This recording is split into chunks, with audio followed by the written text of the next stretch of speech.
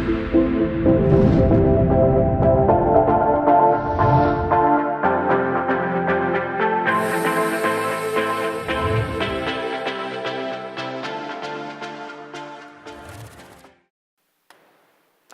my name is Nathan Crooks. I'm a breaking news reporter at Bloomberg, based here in Miami, out of our bureau here after many years in Chile and Venezuela.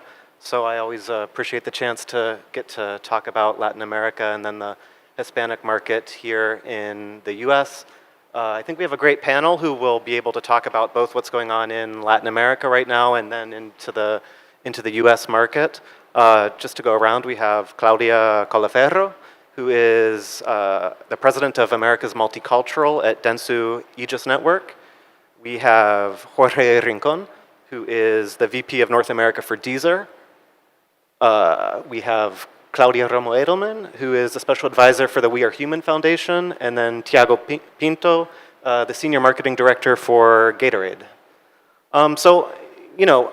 When you look at Latin America, I think it's such an interesting region because it shares language, but it's also very big and diverse. So, before we get into any problems, I wanted to go around the group and just talk about what are you most excited about. We're seeing such changes in the economy, such demand for e-commerce, so many underbanked people with the new digital revolution going on. We'll start over with you, Tiago. What are you most excited about? Well, Latin America is always an exciting place, right? There's every day there's news, good and bad, right? As a Brazilian, I just follow up what happened in the last few days, and really looking forward to what's going to happen next. So I think as Latin Americans, we are raised in this environment, right? That nothing is certain, nothing is given easily, right? And you have to adapt, you have to be creative, and you have to figure it out. Right, and I think this is a way of living, right? You have to figure it out. I think the people from Latin America ended up developing these skills of, I have to figure out, I have to come out of this struggle in a better way. Sometimes it's just for survival. And I think this mindset, when at the right moment and given the right resources, can be a huge transformational force. So I'm always looking forward for Latin America because there's always going to be a surprise. Well, in certain aspects of life, it's not always great, but the people will always come up with something, and innovative ideas, innovative concepts, innovative ways of interpreting things. Sometimes we get invaded by new concepts, but we reinterpret in our own way. And I think it's such an exciting region. It goes through its ups and downs, and we're not here to discuss economy, right? But I think given the right circumstances, like what we've seen in my native Brazil a few years ago, when those circumstances were right, we're in the best economy in the world, the fastest growth, and then sometimes we go through our down cycles. But I'm always excited about Latin America. I think that what I want to focus on Hispanics that live in America, not Latin America, just for a second, because I'm truly excited that our time is now. And I don't know how many people live in Miami or live in America. So there's a bunch of us that would actually say we're Hispanics, right? Or at least that's what I hope. So what I'm excited about and what I see as innovation is that this is the time in which we're going to change our history. This is the first time in which all the ingredients have been put together, like in Mexico we would say, este arroz ya se coció, because we've never been in America. So we're 55 million, we all know that. We're 18% of the population. We have the biggest, largest wallet, the biggest, largest opportunity of young people that pay taxes, that are actually creating jobs. Latinas create 6 times faster, more than any other group in America, small businesses, and we're not only young and powerful, we consume more media than any other group, and we consume it on mobile, and we have actually more opportunity. We're the muscle that constitutes the middle class of America, and the reason why I'm excited is because we are going to see a transformation happen in front of our eyes. You guys that are here are going to see the change that we're going to see between being not perceived. Actually, let me put it this way. In America, there's more tortillas sold than bread, and there's more salsa sold than ketchup, just to be clear. And we're going to be 30 million voters in 2020. There's no politician that will be able to go on elections without knocking our doors. And yet, we're not there yet presented in the media, in politics, or in tech. But the transformation will start now. So I'm excited because I just released the Hispanic Sentiment Study a week ago. And I just found out what I didn't know, which is I've been trying to show leg to non-Hispanics about the Hispanic beauty. And it's not about the non-Hispanics. It's about the Hispanics. More than 77% of Hispanics had no idea of our own power. But 90% of everyone that we surveyed felt Hispanic. We're not united, and yet we feel Hispanics. So between not knowing that you're beautiful, but being beautiful, it's easy, right? You can just show a mirror and say, like, hi, guys, have you seen the size of our wallet? Have you seen the size of our population? We're that.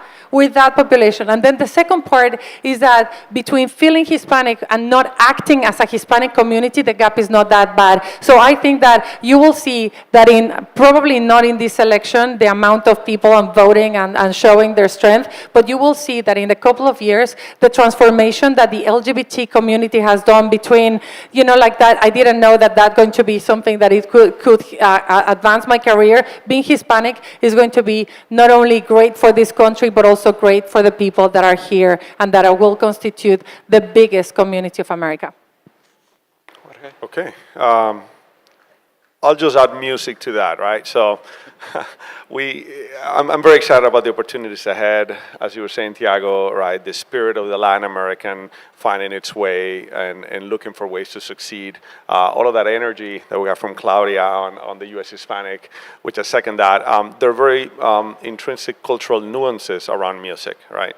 And music brings Latinos together. And who disagrees right now can raise his hand. Nobody, right? So on that front, we need to add one thing, that is the digital transformation. So industries like music has been hit by huge digital transformation, and many other industries will as well.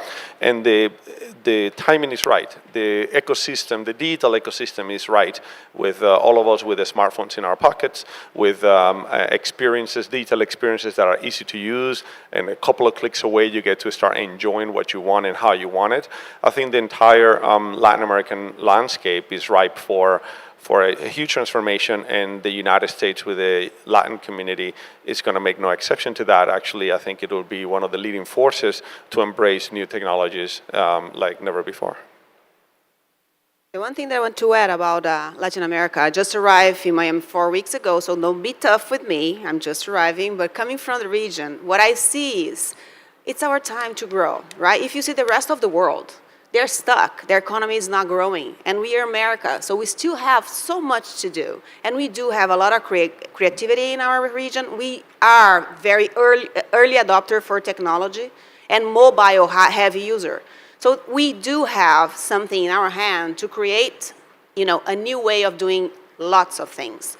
And we are also use it to, going ups and downs in economy. So we know how to recreate, how die and survive again. So I think we, as a culture, have everybody, empowered in the digital transformational world that we are living in. So this is our time for startups, this is our time for talents, this is our time for consumption. So I think it's a very good place to be in nowadays. Claudia, I wanted to ask, how would you describe the current state of innovation in Latin America? Do you think some of the large multi-Latina companies, are they getting it right, or what could they or should be doing better? Well, actually, for me, multi-Latinas, they're the ones that are raised in the region. What they do better is really to survive into these differences that are the economy and difference of consumption that they are, right? I think, again, we do have some examples like ABI to transform this big and huge company in the world. And why they are doing this? Because they do right in Brazil to survive, and then they learn how to grow in the rest of the world. They do have a lot of people, and there are a lot of talents that they're coming to study in US, for example, coming back to Brazil, survive on the economy, and then they're exporting these talents in the rest of the world. This is one of the formula that I think they are doing right in terms of talents, people that they are putting inside their company. What they can do better, I think learn faster, when they land, for example, in the U.S., I know that for sure they have a lot of challenge in the U.S. So they need to really embrace the country when they start in a new one. That's my point of view. And getting back to this, Jorge, I know you kind of have the perspective of a company entering Latin America to do business, and it's so interesting because there is kind of this shared culture, but then you get very distinct countries and regulations. What kind of, and also ingrained companies, very large, a lot of monopolies sometimes. So, what would you advise a company not in Latin America that wants to start doing business there? What have you learned as the company has entered the region? Yeah, sure. We're a French company that entered Latin America about 12 years ago in one of the more complex environments, which is music streaming, the music space. And there are a lot of learnings from operating in Latin America, even though we want to see it as one big region. It has, very unique nuances as you go country per country. And music being one of these passion points for consumers, I think it was key to keep the consumer at the center of that transformation, right? At the end of the day, consumers want to open an app and get access to the music with a very easy touch, right? Understanding that the consumer from Colombia is very different than the consumer from Brazil. Many of these companies that are competitors in this space have a way to cookie cut the customer experiences. In our case, it's all about being local, right? So when you're in Colombia and you ask what is the largest followers of vallenato, Deezer will come aboard. When you look at Brazil and you look at sertanejo and gospel music, the same way. And we translated that into the U.S. Hispanic market, understanding that here in the U.S. is not only one Latino, there are many Latinos across the border, and what somebody in Southern California might be a musical taste might be very different to the one that in the East Coast or more Caribbean origin. So we, at the end of the day, I would say that the key to that success will be embracing the customer at the center of this. And when you're Latino and you open a music app, you don't want to be categorized under one category, Latin music. You want to be able to differentiate from rancheras to salsa to merengue and be able to feel it your own. Make sure that's what you need and it understands your needs. So putting the consumer at the center in the digital economy is key. Anybody has taken an Uber or a Lyft, or you have interacted buying a ticket on the mobile phone, you only give it 2 chances. 2 clicks and a one what I needed. If you don't get it there, then you start being impatient, like, what is this? This is not what I need, right? So the bar has been set extremely high in satisfying a digital consumer. And when it comes to Latinos, we should adapt to that particular segment as well. Thanks. And Tiago, I know, representing a large international brand in Latin America, I was interested in how do you take a brand that's international and kind of localize it or regionalize it, where you're competing with, well-known, maybe national brands. What have you learned from operating in Latin America?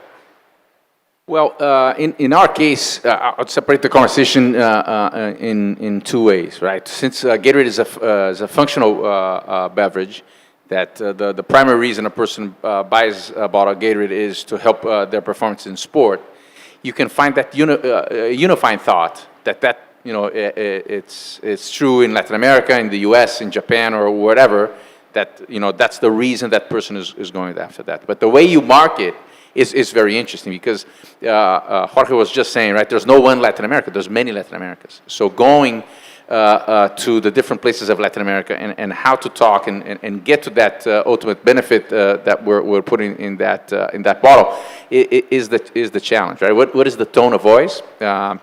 And I remember when I was, before doing the global job, I was doing the Latin America job, coming from Brazil, kind of a broken Spanish, getting to the different offices and coming with this speech that, hey, we have a unifying thought. This is about playing better sports, right? People would look at me like, who's this Brazilian want to tell me what should I say in Ecuador or Mexico or Guatemala, right? But then you start digging into it, and you get that our young consumer, and we really focus on the teenager, has several local nuances, but those nuances, because we live in sport, you can find those unifying traits. Last weekend here in Miami, there was the El Clásico from Spain, Barcelona and Real Madrid. There was close to 5,000 people in the Bayside Park just to watch it. Everybody from somewhere. That game is the most popular game throughout Latin America, of course. In Brazil, they're the most popular games. In Argentina, they're more popular games and throughout. But the one that you can find that unifying thought is Barcelona, Real Madrid. So you have to, when working with Latin America, okay, you get it that it's all different, right? You get it. But for multilatinas or for international companies, if you dive into that and you become so specific, it's you're not authentic. The authentic, true connection to Peru is of a Peruvian company. But those consumers, they are local, but at least in our case, teenagers that play a lot of football, they have this world view of the topic that we are covering. And then if you tap into that, I think it helps you drive scale. And I think that is equal to an international company that, by the way, has been in Latin America for more than 100 years. We're a very Latin company in our Latin American arm. But also the multilatinas, right? If you stick as a multilatina, Claudia just used the example of ABI. ABI, and they figured out with Brahma, right? Trying to make Brahma popular around the region. Maybe not the best case, but what is the unifying thought? And their go-to-market is unrivaled. And you find that unifying thought throughout the region while you respect the local guys. If you try to be local, then it's without being authentic, because we were just saying Latin America are proud people of who they are and their origins. If you try to fake it, you're doomed. And Claudia, moving back up to the U.S. a little bit, I read through your report. I thought it was fascinating, and I was curious, especially in a city like Miami, where with people from all different countries. What's different between being Hispanic or are you Venezuelan or Colombian, or do you view more is it a group, or do you still see a lot of differences? So look, I'm Mexican. I haven't lived in Mexico for 29 years, and I was 25 in Europe. I moved to America 4 years ago, and I just couldn't square the circle. I was like, I do not understand. The numbers that I read are big, and then the actions and the reality of Hispanics are small. I see power, and yet I feel, I see the numbers are one side, powerful and big, and the reality is small and weak. I just don't understand. And it all, at the end of the day, through the surveys, through just digging into my understanding, is the only explanation that I have for that is, one, we haven't realized our power. And number two, we're focused on our differences. Here in America, that 55 million potential group that we have is focused on, I am Cuban from Miami, which, by the way, is different than Cuban from Chicago, and I'm Mexican, and I'm Venezuelan, and so on. Ladies and gentlemen, let me tell you, you continue focus on your differences, and we will continue being the most invisible community in this country. You continue focus on your differences, and we will continue being paid the least of all the other communities in America. So it's time to actually get our act together and unify as one. And these are the examples that I love about music and sports, because at the end of the day, when I did this Hispanic sentiment study, we all felt, 66% of the people that we surveyed felt that we were not speaking with one voice. Okay. More than half said, I'm not sure we're acting as a community, but again, 90% of the people felt Hispanic because they understand music, they feel the sports, they have the passion for their mother and their family, and they care about hard work, and we're optimistic, so we identify as Hispanics. So it's just a matter of thinking look at the other communities, examples that we have around, and look how, the Asians. Do you really think that the Chinese and the Japanese get along? Historically, they've been killing themselves since the year one, right? They've been historically enemies. And yet, when they come to actually this country, they say, we will lobby together for scholarships. We will lobby together for higher jobs in tech. We will actually act together when we need to act together. together, but we have by far more identifiers than them. So it's time to actually start thinking bigger than our differences and start using music and sport and our love for family and our languages and our food to think Hispanic, love being Hispanic and being proud of it, because that's the only way that we can do it. And that applies as well to marketing and brands. 52% of the people that we surveyed felt that we were not, that we were just passed on, that brands are coming towards our wallets because we have purchasing power. But what about 82% of the people said, if you're a brand and you demonstrate that you care about my community and my future and my education and my training, I will be inclined to buy you. And 81% of the people said, we need more differentiated love. So for all of you that are not Hispanic and that care about growing in America, I recommend that you start showing more Hispanic targeted marketing. Multicultural marketing matters and will continue matter the more that we get conscious of our power of with that $1.5 trillion economic power that we have, the more that we have to demand companies to show us their love for real. And Claudia, going back to that, what can companies and brands do to really focus on one, Latin America, and then the Hispanic market? How do you reach that market? Is it versus other demographics? Are there any unifying Well, I themes? think, as I told you, I think Latin America is a little bit different from Hispanics here, because I think the brands are really still putting all of us in the same pot in US. They're not addressing, in music they are, I hope I understand it here, but the markets and brands, they are really treating us as one. And we do have our differences. We do have our different culinary. We have our differences in many, many things, and the habits from the countries we've been coming from. So I think there's a lot of room for us to understand better consumers and put the consumer in the center and try to have a dialogue, because once you are really talking to consumers in the digital world, you don't have to stop, and you can't stop because the conversation will continue with or without you. So if you're going to go there, take a stand and move on and learn from this conversation, but in different channels with different in culture and everything.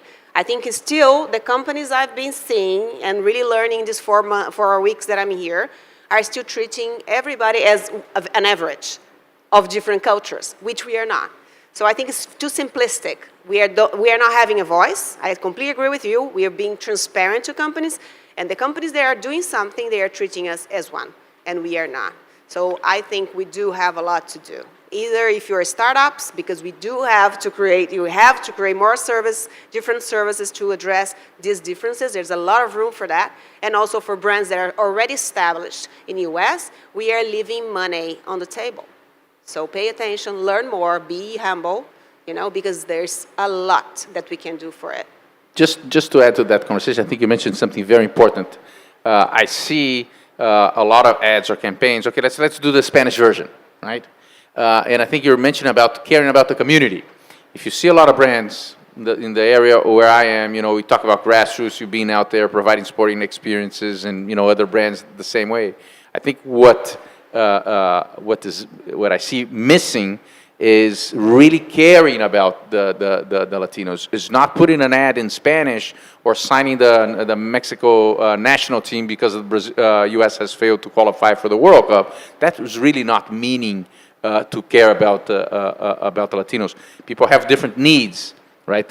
Usually, if you're in a well-heeled neighborhood in the U.S., you have access to sports. There's after-school programs. There's all these things. That's for different reasons. Maybe because you just mentioned the women of the Latino consumer group are more focused on micro entrepreneurship, right? 2-3 women get together, and maybe they don't have the soccer mom to chauffeur the kids back and forth from soccer training.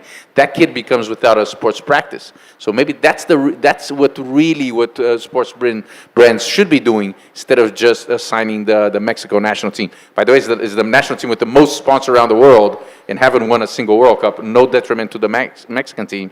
It's just it shows the economical impact of that national team, because people are thinking, okay, I signed the Mexican national team, I talked to Latinos in the U.S. in football. And that's wrong. There's a World Cup coming here, and the access to sport, the underrepresentation of Latinos in sport is very impressive here in the U.S.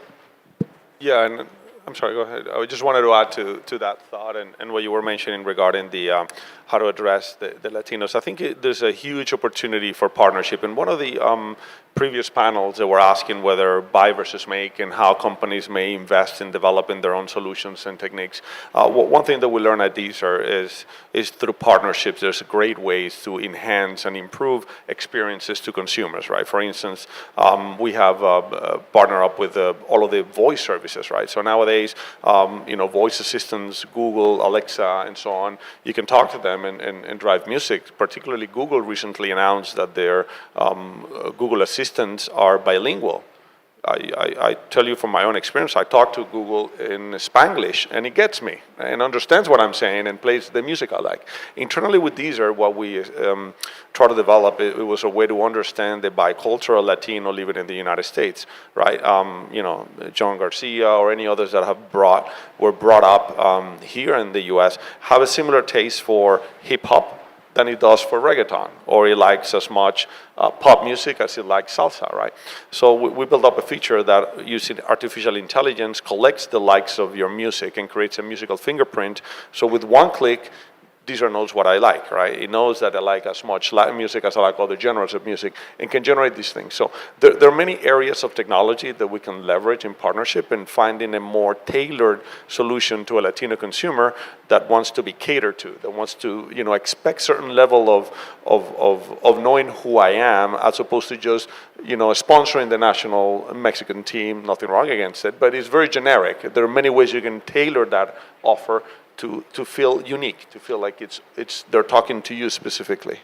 Nathan, if I may, look, I think that the reason why I took a plane and arrived last night at midnight to come and leave just after this panel to go to Tokyo tomorrow and so on is just because you have so much power. And someone like me, I just started a sabbatical from the United Nations to dedicate a year of my life to actually enhance the Hispanic community, because I just can't stand it. And we should not stand it.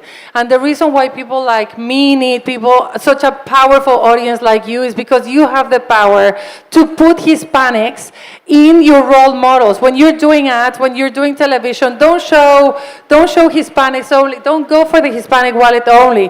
Go for the Hispanic role model them. 72% of all Hispanics cannot identify a single role model. Now, if you don't see it, you don't believe it. And we're not the pizza delivers, and we're not the criminals, and we're not the waiters. We're the creators of jobs. We're the entrepreneurs. We're the academics. We're the digital people. So let's show that.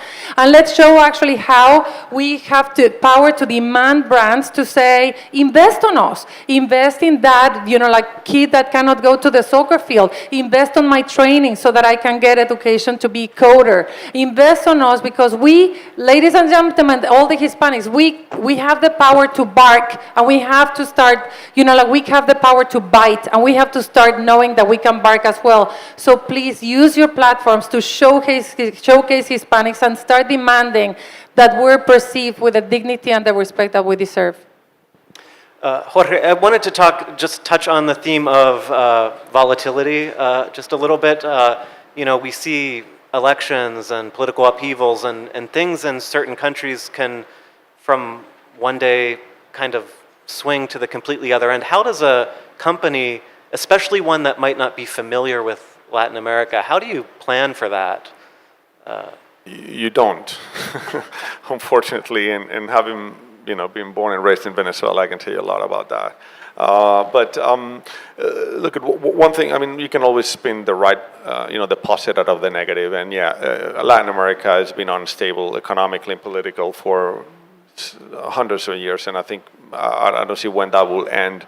But for companies that operate across the region, in a way, the more complicated Latin American to operate, the better we are, in a way that we can manage, we can offer multinationals and multi-Latina the security that we know how to navigate those waters, that we can establish, and at the valuation of 30% from day to night, it's a standard, it's expected. We could work through those hoops and make things happen. Unfortunately, there is not a recipe for success as to how to prepare for that, only to embrace the change as it happens, and it will continue to pave the way. And some economies drastic than others, but in a nutshell, I guess it's a rule of doing business in Latin America is facing that adversity and overcoming those difficulties on day in and day out. Tiago, do you have any thoughts on that? Yeah, I think, in here in a technology conference, and I think startups have such a great role to play in that transformation, because the way most of our economies are built is all of these official and unofficial tides between the establishment, monopolies, virtually or official, and it's very hard to cut through. We're one of the regions with the least social mobility in the world. So if you look at the power of technology to subvert that, we're just talking here about New Bank, right? And MasterCard here was earlier today. I'm sure what would happen on access to internet, that we completely leapfrog the table computer, the desktop. We went straight to mobile phones with huge penetration now. It will probably happen with payment methods. I would even call payment methods. People are probably are gonna skip the plastic, right? They're gonna go to something that people in this audience are creating. And I think this is the biggest opportunity for Latin America. If you try to do more of the same, there's someone that has been there in bed with establishment for 200 years, and they have the monopoly, the ways of doing it. Sometimes there's a lot of criticism how business is done in Latin America. So I think this is the generation here, the technology and of the digital connectivity that will shortcut that, right? And find ways. Well, this is how it's always been done. There's a cartel here, a cartel there. If you benefit from the scales that is Latin America, and everything is so complicated, if you're able to find that shortcut, I think that the rewards are immense, because things are meant to be, the way it's always been. Our election last week is kind of in Brazil, good or bad. I'm not going to do any political judgments. But the order is almost, let's make Brazil great again, right? Something in that order. But is okay. Let's get back to what it was. And this audience, I'm sure, is looking at, let's disrupt that. And I think the means are there, right? There's never been so much funding for startups. There's never been so much technology available. And I think the opportunity is immense. It was just great to see the previous speaker here mention about going to Brazil and doing business there. I think this is the only way forward for Latin America is to transform things. And I think we're living in the right time with the right environment. Impression. Just saying that, again, Latin America is not one country. So there's always a country that is going well and another one that is not going well. So as a startup, as a really provider of services or product, either you surf, this short way of growth, that's a way of addressing Latin America, or, as I learned with the Japanese, I'm coming from Dentsu Inc., so Japanese, they're more persistent. And they do know that this is a more long journey and long-term thinking, and they are investing in the region thinking about that. And the way they do it is really to partner with local people that really understand, and they know, Japanese know, they don't. So they trust the person that is in charge in each of the countries to collaborate within itself. And, having this 6 years in Latin America, what I learned was, we as a region, we are very small compared to the other blocks of economy in the world, but we together, we are not. If we put together all the effort, we're going to have, more probability of doing right. So my recommendation is either you're a startup surfing the wave, or if you're a long-term, viewer, go for it. Either or, you're going to have a chance to do your business. Well, thank you, everyone. We are out of time, but that was a great discussion, and thank you.